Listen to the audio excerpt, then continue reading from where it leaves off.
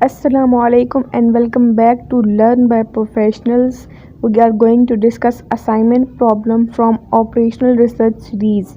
Thank you for watching. Do like and subscribe if you like the video. Hello and welcome back to another class. आज हम करने वाले हैं assignment problem operational research की। हमने transportation problems की series को ख़त्म कर लिया है। अब हम पढ़ेंगे असाइनमेंट प्रॉब्लम, जिसमें दो टाइप्स हैं असाइनमेंट प्रॉब्लम्स की, balanced and unbalanced. Assignment problem को सॉल्व करने का एक मेथड होता है जिसको कहते हैं हंगेरियन मेथड। असाइनमेंट प्रॉब्लम के दो फेजेस और पहले और 5 स्टेप्स हैं, तो ये स्टेप बाय स्टेप हम करते जाएंगे, देखेंगे कैसे है ये। ठीक है, तो फेज़ नंबर 1 है row and column reduction. Reduction से हमें पता चल रहा है रिडक्शन,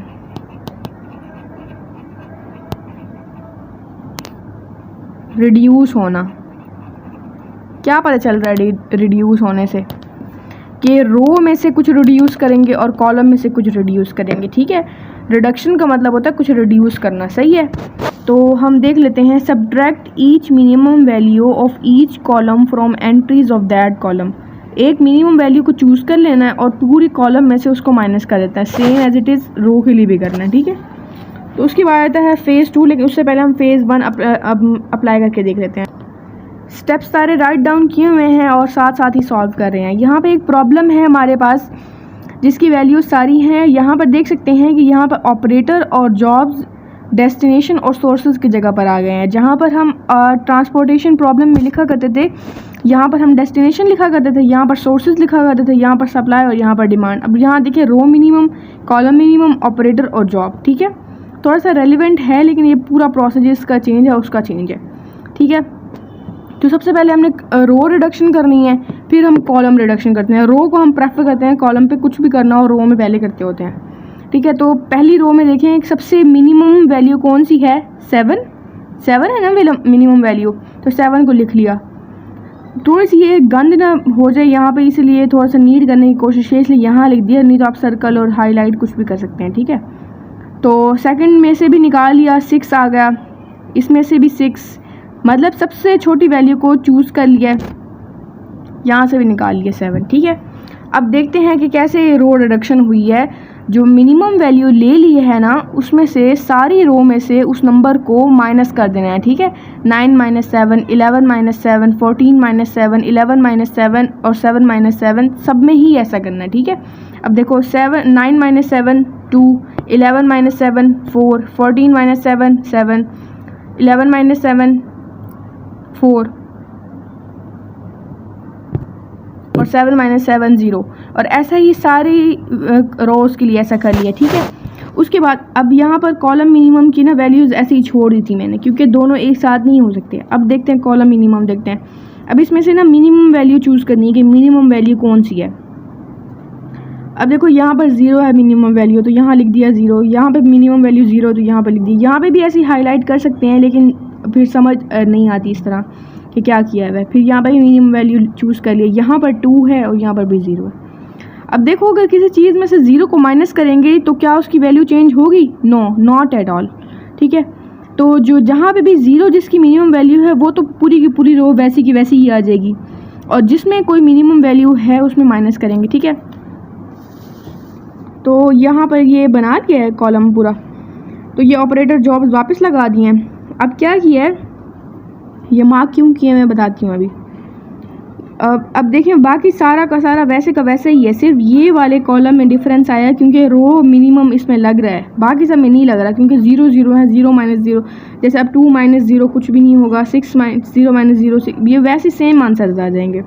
ठीक है, तो अब यहाँ पे 4 - 2, 7 - 2, 2 - 2, 3 - 2, ये सारे करके हमने यहाँ पर लिख दिए। ठीक है, और अगर कोई स्टूडेंट ये बग़ैर नोटबुक और रजिस्टर के बैठा हुआ है तो प्लीज़ वीडियो को स्किप कर दें, क्योंकि ऐसे समझ में नहीं आने वाली। और अगर सच में समझने की नीयत से आए हुए हैं तो फिर नोट करना स्टार्ट करें। ये हैंड प्रैक्टिस से ये सब कुछ आता है, ऐसा कुछ नहीं होता, हिप्स नहीं होते ये क्वेश्चंस। ठीक है, अब क्या करना है, अब ये हमने काम कर लिया, रो रिडक्शन और कॉलम रिडक्शन हो गई है। अब चलते हैं स्टेप 2 के ऊपर। फेज़ 2 है इसका optimisation of the problem. Phase 1 हमने इसका कर लिया है, रो एंड कॉलम रिडक्शन हो गई है। ठीक है, अब फेज़ 2 है ऑप्टिमाइज़ द प्रॉब्लम। अब प्रॉब्लम को ऑप्टिमाइज़ करना है, इसके 5 स्टेप्स हैं, वो देखते हैं क्या हैं। ठीक है, तो यहाँ पे ये स्टेप्स बताए हुए हैं। स्टेप 1 है draw the minimum number of lines to cover all the zeros of the matrix. ठीक है, इसमें भी रो स्कैनिंग है और फिर कॉलम स्कैनिंग है। ठीक है, तो start from the first row after if there is 0 1 0 mark a square around it, draw a vertical line. अब रो में वर्टिकल लाइन बनानी है ऐसे वाली, और मार्क कर देना है ज़ीरो को। अगर किसी रो में एक ज़ीरो प्रेजेंट है तो उसको इस तरह स्क्वायर से मार्क कर देना और उसके ऊपर वर्टिकल लाइन करके वो कॉलम डिलीट कर देना है। ठीक है, अगर दो ज़ीरोज़ प्रेजेंट हैं तो उस रो को स्किप कर देना है। ठीक है, तो कॉलम स्कैनिंग ऐसे है। आफ्टर स्कैनिंग अच्छा, इसके बाद है लास्ट रो को स्कैन करके चेक करना है कि सारे ज़ीरोज़ कवर हो गए हैं। अगर हो गए हैं तो स्टेप 2 पे चले जाएं, कॉलम स्कैनिंग की ज़रूरत नहीं है, क्योंकि हम ये रो और कॉलम स्कैनिंग इसलिए कर रहे हैं ना, सारे ज़ीरोज़ को कवर करें इसलिए कर रहे हैं ना। तो अगर फिर भी कुछ हमने एक प्रॉब्लम कॉम्प्लिकेटेड लिया थोड़ी सी, तो फिर उसमें हम देखेंगे ये सीन आएगा उसके अंदर। तो फिर हम कॉलम स्कैनिंग, अगर सारे ज़ीरोज़ कवर हो गए तो फिर तो हम कॉलम स्कैनिंग नहीं करेंगे, अगर नहीं हुआ तो फिर कॉलम स्कैनिंग की ज़रूरत पड़ेगी। अब देखते हैं ये वाला रो स्कैनिंग अप्लाई करके देखते हैं। अब इधर देखें, अब ये ऑपरेटर है, जॉब है। सबसे पहले रो 1 है, इसके अंदर ये 1 0 है, इसके गिर्द हमने स्क्वायर बना लिया। रो 2 है, इसके अंदर 1 है, इसके गिर्द स्क्वायर बना लिया। अब देखिए यहाँ पर 2 है, जो उन्होंने बताया हुआ था कि रूल में कि अगर एक से ज़्यादा ज़ीरोज़ आ जाएंगे तो हम उस रो को स्किप कर देंगे, स्किप कर दिया। तो अब ये जो फोर्थ रो है, इसको भी हमने कर लिया और ये वाली रो को भी कर लिया। ठीक है, तो अब क्या करेंगे, ये वाला कॉलम डिलीट, ये वाला कॉलम डिलीट और ये वाला भी कॉलम डिलीट। ठीक हो गया, ऐसे कर लिया है। अब करेंगे कॉलम स्कैनिंग। अब देखो जो सारे ज़ीरोज़ हैं कवर नहीं हुए, ठीक है, ये वाले 2 ज़ीरोज़ बच गए, इसका मतलब है कॉलम स्कैनिंग की ज़रूरत है। अगर ये दोनों ज़ीरोज़ भी कवर हो जाते, अगर ये 1 0 ऊपर नीचे किसी तरह होते और सारे रो स्कैनिंग से ही कवर हो जाते तो फिर हम नेक्स्ट स्टेप पे चले जाते, कॉलम स्कैनिंग ना करते। लेकिन अब ज़रूरत है कॉलम स्कैनिंग करने की।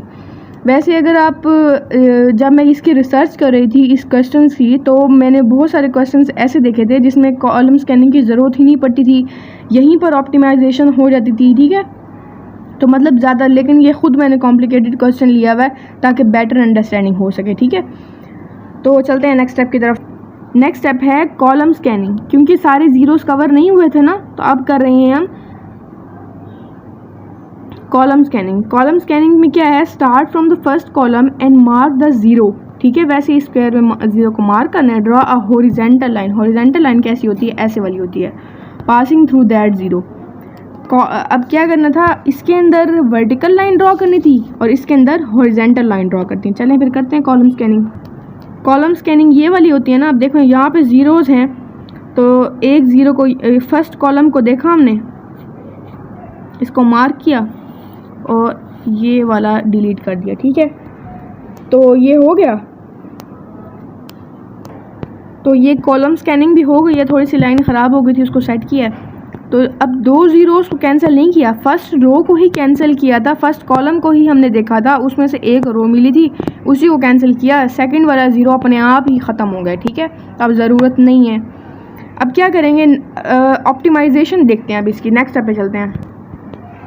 स्टेप 2 है check whether the number of square marked is equal to the number of rows of the matrix. जो जितने भी ज़ीरोज़ मार्क हुए हैं क्या वो रोज़ के इक्वल हैं। अगर हैं तो स्टेप 5 पे चले जाएं, यानी कि आपका ऑप्टिमाइजेशन हो गई, ये सॉल्यूशन निकल आया है। अदरवाइज आप स्टेप 3 पे चले जाएं। स्टेप 5 है कि ये ऑप्टिमाइज़ हो गया है। ठीक है, तो अब हम देखते हैं कि हमारा ये ऑप्टिमाइज़ हुआ है या नहीं हुआ। तो चलते हैं अपने क्वेश्चन की तरफ। अब देखें जो नंबर ऑफ़ एलोकेटेड सेल्स हैं वो कितने हैं। ठीक है, नंबर ऑफ़ एलोकेटेड सेल्स देखने हैं। ठीक है, तो नंबर ऑफ़ कॉलम्स देखते हैं। हमने पहली रो को स्कैन किया था, ये वाला मिला। दूसरी वाली को किया था, ये वाला मिला।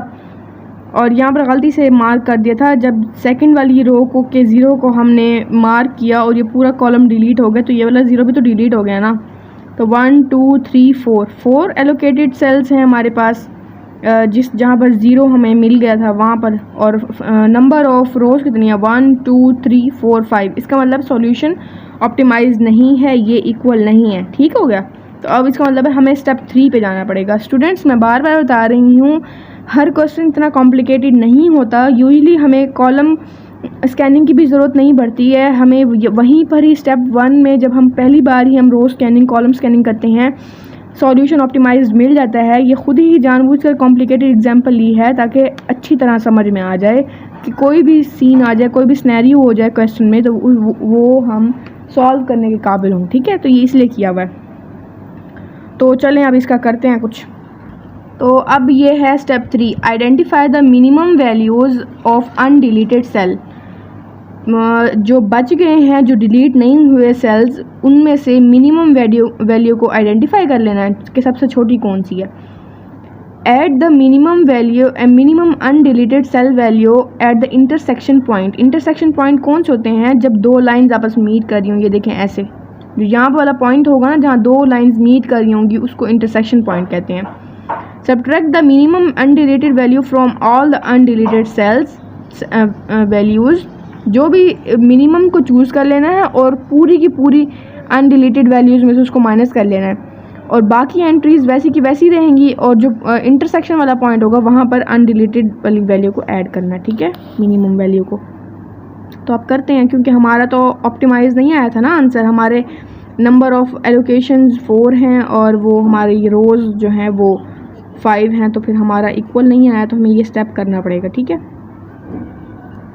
तो ये था हमारा क्वेश्चन, जिसमें से अनडिलीटेड वैल्यूज़ कौन सी हैं? 7 2 7 5 1 1 1 1। इसमें सबसे मिनिमम कौन सी है? 1, ये है 1 है। ठीक है, अब 1 6 7, ये तो वैसे ही नहीं है, ये वाला एक तो है। तो जो ज्वाइनिंग वाले हैं देखें कौन से इंटरसेक्शन वाले पॉइंट्स, एक ये है, सेकंड एंड थर्ड। इसका मतलब है 2 7 6 में एक एक ऐड करेंगे। अगर यहाँ कोई और मिनिमम नंबर होता तो वो मिनिमम नंबर ऐड करते, अगर कोई और होता तो फिर वो करते। ठीक है, अब 1 है तो 1 1 ऐड करेंगे, बाकी सब इसमें से सब्ट्रैक्ट करेंगे, बाकी ये जो वाली वैल्यूज़ हैं ये सारी सेम आएंगे। तो करते हैं कॉलम ड्रॉ। तो ये देखिए कॉलम ड्रॉ कर लिए। यहाँ पर सब में से माइनस किए है, यहाँ और यहाँ 2 में ऐड किए, यहाँ पर 6 था 7 था 2 था, यहाँ पर ऐड किया, बाकी इसमें से 1 1 सब्ट्रैक्ट कर दिए, बाकी सारी सेम आ गई हैं। अब देखते हैं अब क्या करना है। स्टेप नंबर 4 है गो टू स्टेप 1, यानी कि फिर से कॉलम और रो रिडक्शन करनी है। तो यहाँ पर है अब रो और कॉलम रिडक्शन करनी है। 0 को किया और ये इसके ऊपर वर्टिकल लाइन लगा के इसको डिलीट कर दिया।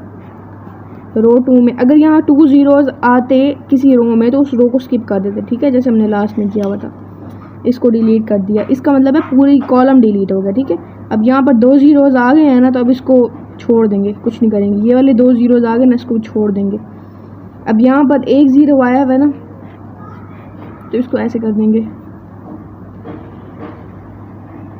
ठीक है, अब ये रो रिडक्शन हो गई है। अब कॉलम रिडक्शन करेंगे। कॉलम रिडक्शन में से ये देखो,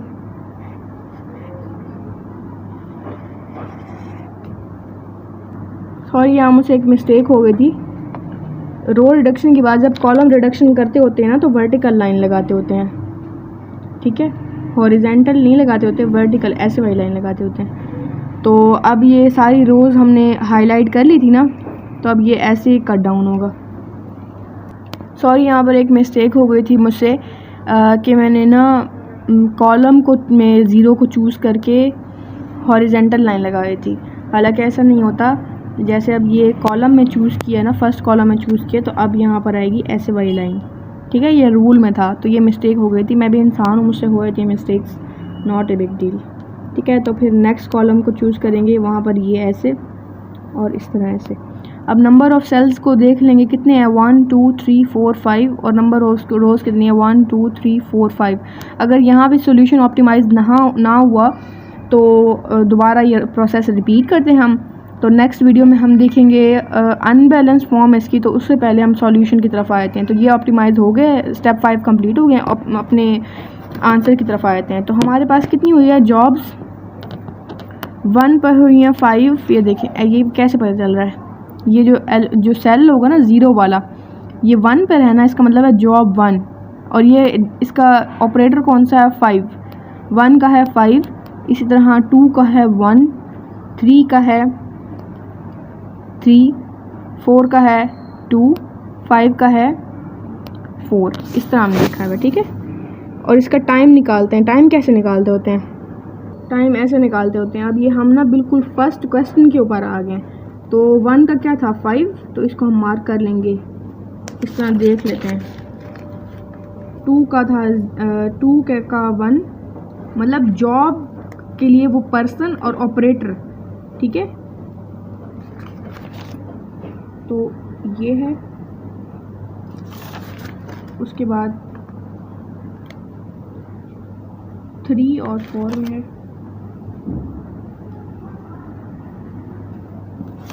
तो ये है, और इसके अलावा